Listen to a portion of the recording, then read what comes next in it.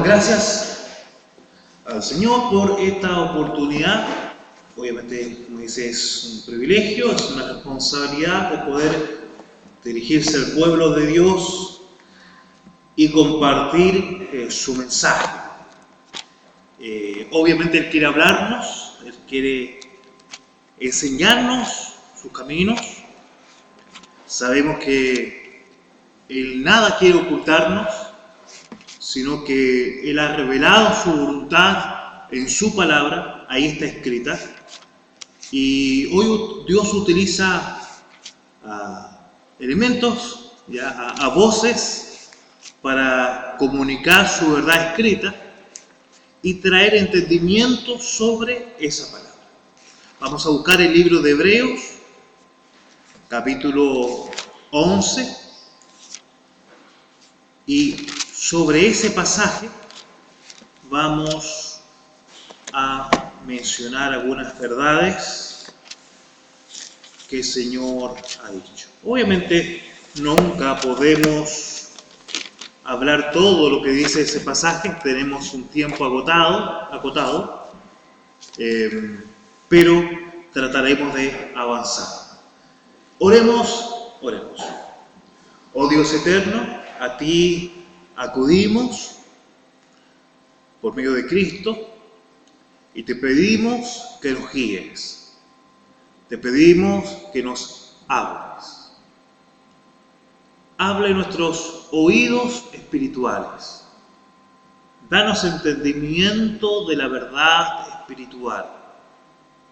Señor, quita de medio de nosotros y de nuestro interior todas aquellas cosas que puedan entorpecer de que tú puedas hablar y mostrarnos tu voluntad y mostrarnos tu propósito.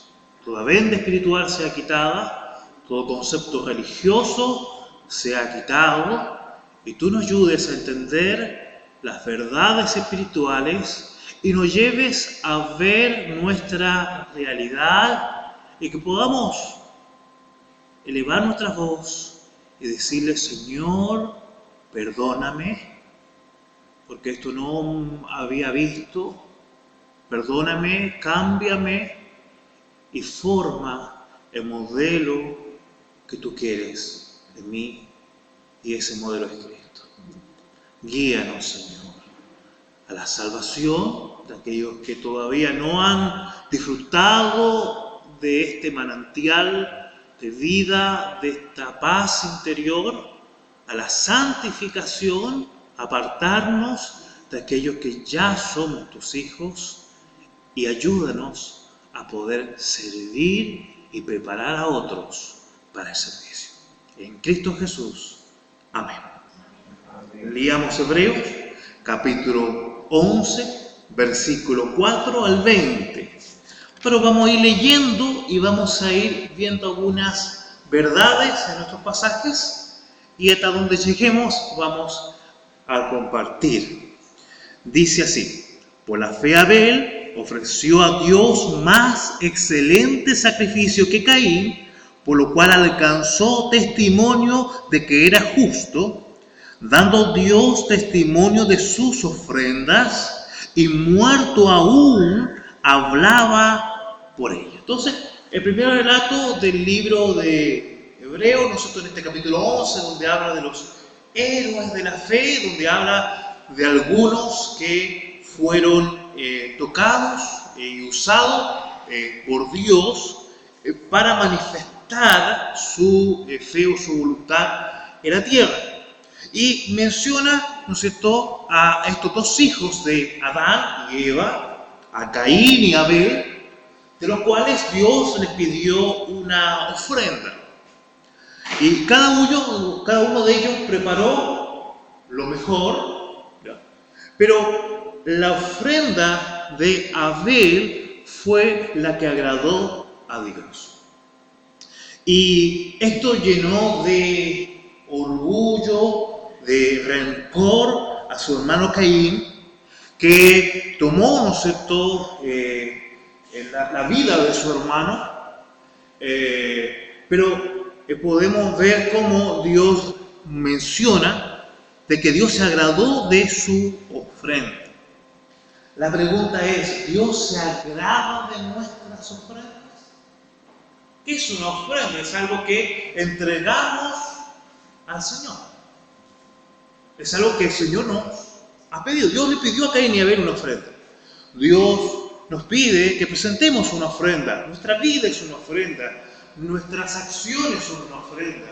Los recursos económicos también es una ofrenda. El talento, la habilidad, el conocimiento que Dios nos ha dado, entregado para su obra, es una ofrenda. Pero Dios se agrada de esa entrega que nosotros damos. Los dos presentaron una ofrenda. Los dos aparentemente presentaron lo mejor. Caín, un agricultor, Abel, que criaba no sé, ganado, tomó, ¿no es cierto?, un cordero, tomó un animal inocente y lo presentó como ofrenda. Y Dios se agradó. Dice que aún después de muerto, su testimonio, ¿ya?, hablaba por ella. La pregunta es, luego que partamos, si alguno, el Señor no viene todavía y alguno de nosotros parte, ¿qué se va a hablar? ¿Va a haber algún testimonio que haya dejado en nuestra vida para infundir fe a otros? ¿O solamente vamos a pasar desapercibidos en la historia? Una profesora del colegio, del liceo, me decía, profesora de historia,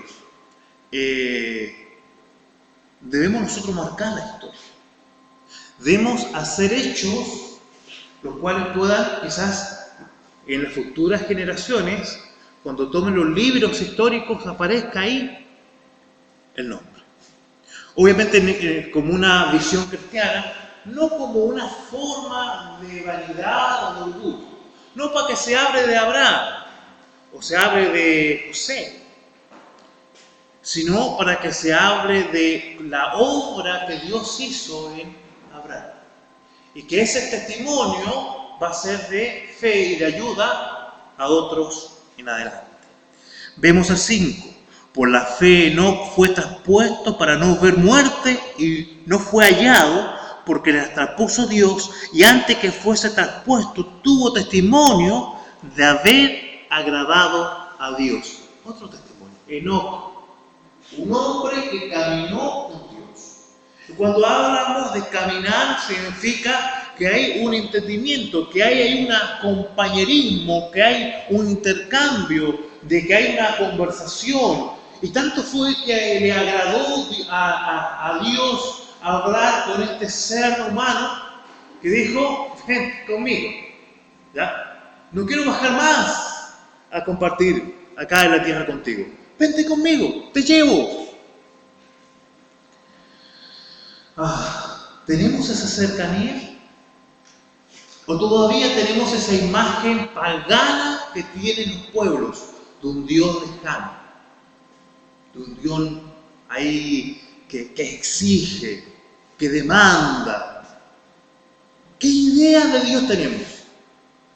¿La idea que aparece en la Escritura como Dios se ha revelado a los hombres? ¿O la idea de que la religión nos ha hablado, de que la escuela, la historia, el humanismo nos ha entregado? ¿Qué idea tenemos de Dios? Cuidado, porque muchos hombres que han dicho hablar de Dios han enseñado ideas humanas. Y por eso vemos una iglesia inmadura, por eso vemos que el cristianismo no ha llegado a infundir a las naciones con su testimonio de vida. Porque filosofías humanas han sido más marcadas que los principios del reino que Cristo presentó. Vemos más adelante, pero sin fe es imposible agradar a Dios, porque es necesario que el que se acerca a Dios crea que le hay y que es galardonador de los que le buscan. ¿Buscas a Dios? Él es galardonador, Él premia, Él bendice, Él rescata, Él salva. Vemos el 7. Por la fe Noé, cuando fue advertido por Dios acerca de cosas que aún no se veían, con temor preparó el arca en que su casa se salvase. Y por esa fe condenó al mundo y fue hecho heredero de la justicia que viene por la fe. Otro hombre valiente, otro hombre obediente, en medio de una sociedad, podríamos decir, peor que la que vemos hoy en día. Él fue una luz, él fue un hombre que proclamó por 120 años la palabra, pero lo más importante fue un hombre que infundió y cambió la vida de su familia. Y él construyó un arca donde su familia fue rescatada, fue salvada. Estamos construyendo arcas para que nuestra familia pueda ser salvada, para que quizás tus amigos de colegio, tus amigos que compartes puedan ser rescatados, o lo estamos dejando ahogarse. Teniendo la salvación, sabiendo la verdad, sabiendo lo que ellos necesitan, lo dejamos morirse en ese diluvio y nos dejamos que suban a esa arca de la salvación, en la cual nosotros ahora estamos seguros. Que el Señor nos ayude. Y acá vamos, después de varias historias, llegamos al punto donde quería llegar. Dice, por la fe Abraham, siendo llamado, ofreció para salir del lugar que había, por la fe Abraham, siendo llamado, obedeció para salir al lugar que había de recibir como herencia, y salió sin saber a dónde iba. Por la fe habitó como extranjero en la tierra prometida, como en tierra ajena, morando en tiendas como Isaac y Jacob, coherederos de la misma promesa, porque esperaba la ciudad que tiene fundamento, cuyo arquitecto y constructor es Dios. Por la fe también la misma Sara, siendo estéril, recibió fuerza para concebir y dio a luz aún fuera de tiempo de la edad, porque creyó que era fiel quien lo había prometido, por lo cual también de uno, y ese ya casi muerto, salieron como las estrellas del cielo en multitud, y como la arena innumerable que está a la orilla del mar. Conforme a la fe, murieron todos estos, sin haber recibido lo prometido, sino que mirando de lejos, y creyéndolo, y saludándolos, y confesando que eran extranjeros y peregrinos sobre la tierra. Porque los que esto dicen claramente dan a entender que buscaban una patria, pues si hubieran estado pensando en aquella de donde salieron, ciertamente tenían tiempo de volver, pero anhelaban una mejor, esto es, celestial, por lo cual Dios no se avergüenza de llamarse Dios de ellos, porque le ha preparado una ciudad. Por la fe Abraham, cuando fue probado, ofreció a Isaac, y que le había recibido las promesas, ofrecía su unigénito, habiéndolo dicho, en Isaac te será llamada descendencia, pensando que Dios es poderoso para levantar aún de entre los muertos, de donde en sentido figurado también lo volvió a recibir.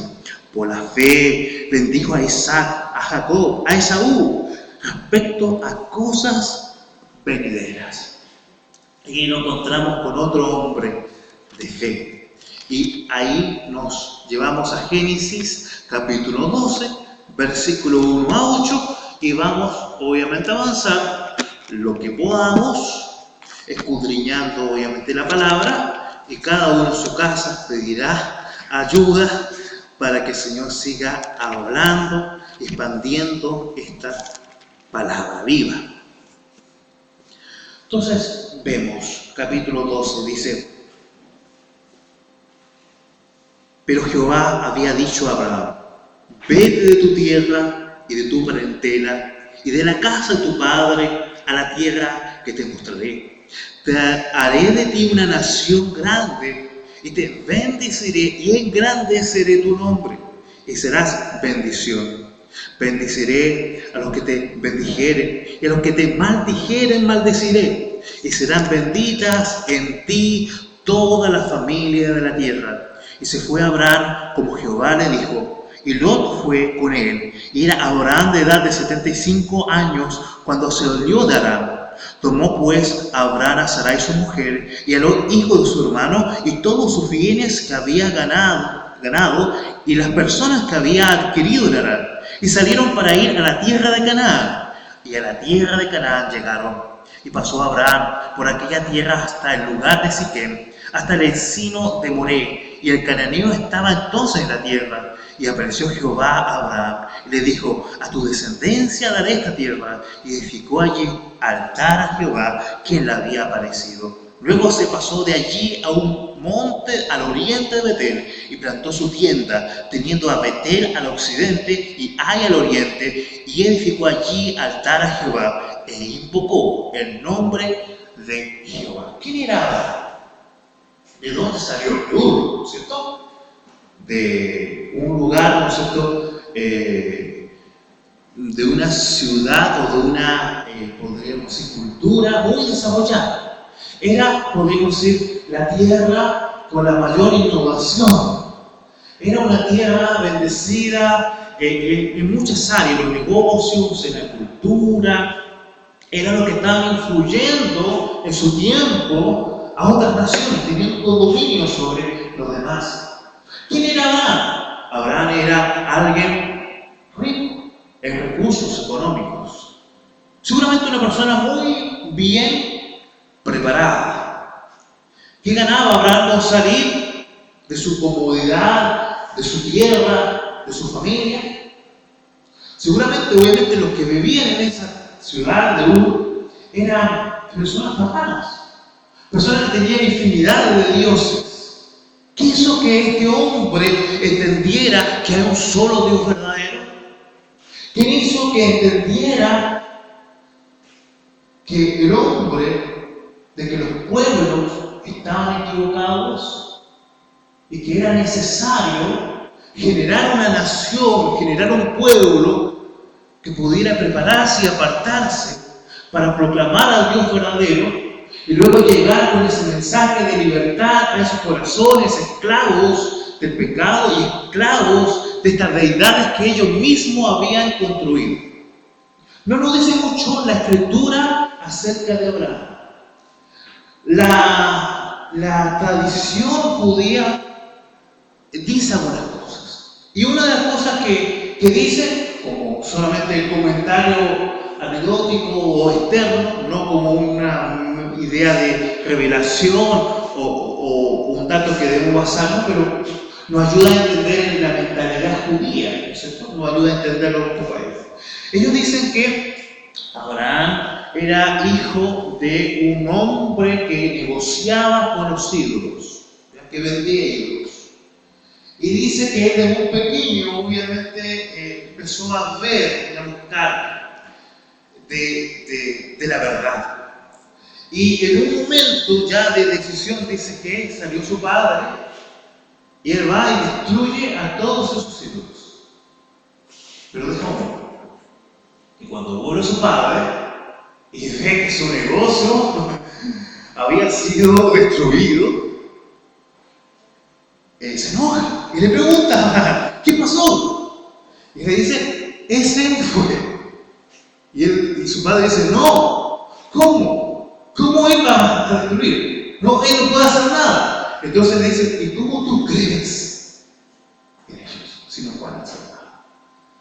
Obviamente hay algo anecdótico, algo que ellos dicen, pero quizás nos ayuda un poco a entender cómo la gente, ¿no es cierto?, sigue a ese pedazo de piedra, a ese pedazo de madera. La Biblia dice que un hombre corta un árbol, ¿no es cierto?, con un poco de eso cocina su comida, con un poco de eso, ¿no es cierto?, lo coloca ahí para cultivar, con otro poco se calienta y con lo que queda hace un ídolo y lo adora, se arrodilla. Dios nos quiere que tengamos una imagen de Él, porque ninguna imagen puede describir su grandeza. Dios no quiere que tengamos una idea de Él. Es imposible comprender la grandeza de Dios. ¿Cuántos llevan el cristianismo? 2000 años, cuánto lleva el judaísmo, mucho más, y nadie ha podido describir en su completa definición a Dios.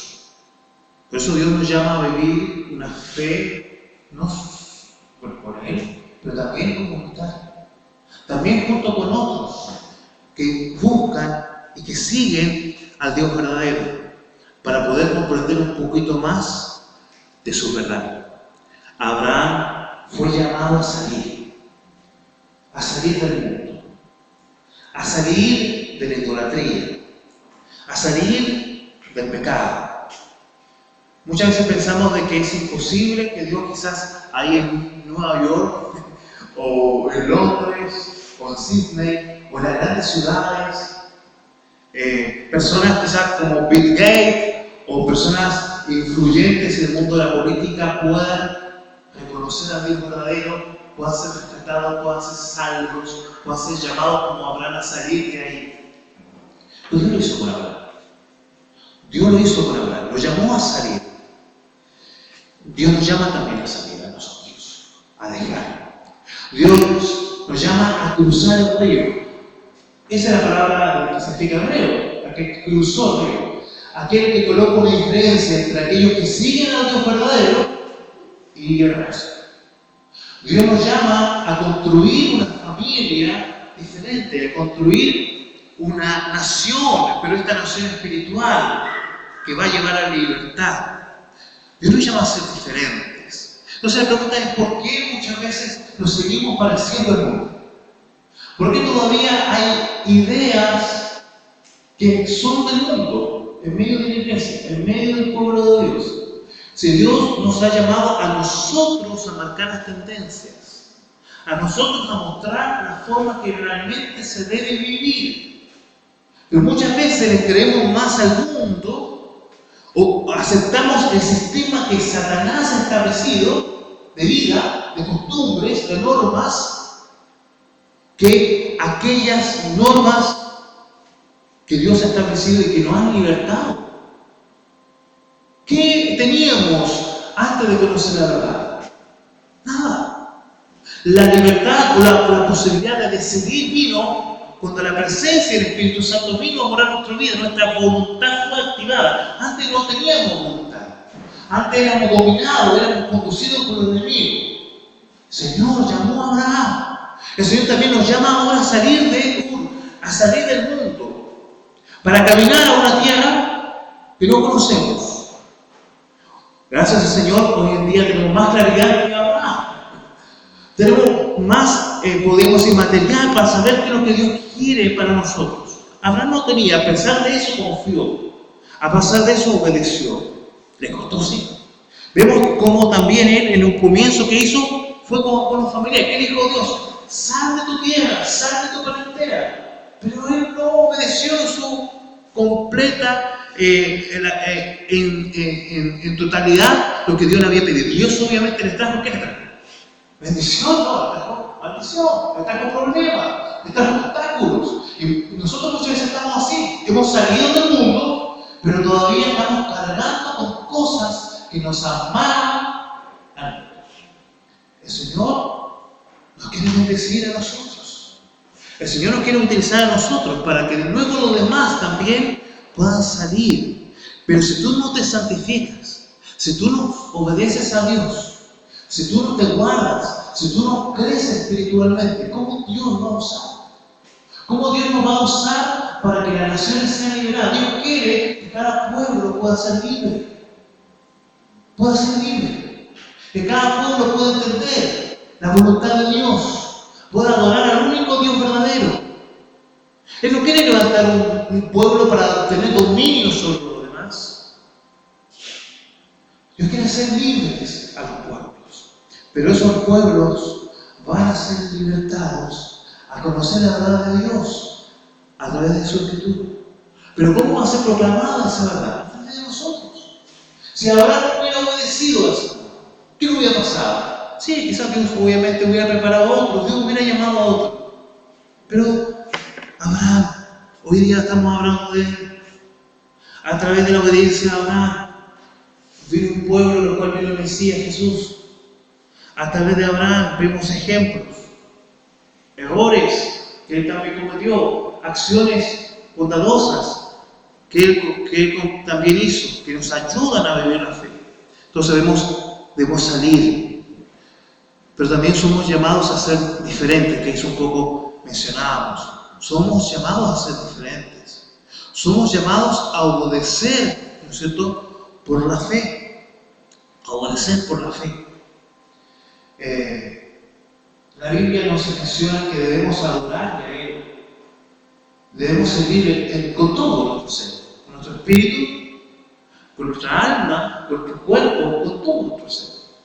Muchas veces solamente tenemos una relación espiritual o buscamos un desarrollo interior, un desarrollo espiritual de la verdad. Pero ¿cuánto del Evangelio está impactando nuestra mente, nuestros pensamientos, nuestra vida, nuestro cuerpo, nuestro entorno? Dios quiere llenarnos para hacer esas vertientes de agua viva. No solamente Dios quiere que nuestra sed sea saciada, sino que también podamos ser esa vertiente o esos canales en los cuales Dios va a proveer esa agua para otros. Y también somos llamados a ser amigos de Dios. Y eso es un poco lo que podemos ver. Jesús dijo, ya no solamente los llamo, ¿no es cierto?, siervos, sino los llamo mis amigos. ¿Por qué? Porque saben lo que Él iba a hacer. Dios le había mostrado sus planes. ¿Por qué se considera Abraham amigo de Dios? Porque Abraham conocía los planes de Dios. Nosotros conocemos los planes de Dios. Y Dios quiere que tengamos esa relación de amistad, esa relación cercana, ese contacto con Él donde podamos hablar y abrir nuestro corazón. Pero también Él quiere que nosotros podamos escuchar y saber los planes que Él tiene, no solamente para nuestra vida, sino para esta ciudad, para este país, para este mundo, para estas naciones donde los distintos misioneros están. Dios tiene planes. Y Dios quiere hablar de esos planes, para que podamos comunicarle a esa gente, de esa ciudad celestial, de esa patria celestial que Él tiene. Bueno, pues, Padre, hay mucho que decir todavía. Ayúdanos, Señor, a buscar, a entender que tú eres ese Dios de amor, ese Dios misericordioso, ese Dios compasivo. A entender que solamente existe un Dios verdadero. Saca de nosotros toda la equivocada que tenemos de ti.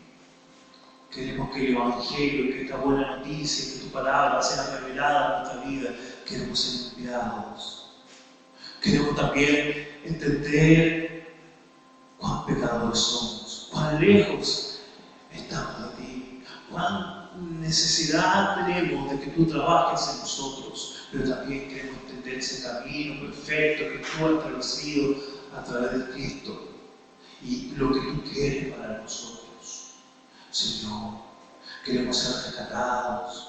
Queremos ser salvados. Tú has salvado nuestras almas, nos has dado vida eterna, pero tú quieres restaurar nuestra mente, tú quieres restaurar nuestra vida, tú quieres restaurar nuestros cuerpos, tú quieres restaurar las naciones, tú quieres restaurar que todas las cosas sean reunidas en Cristo.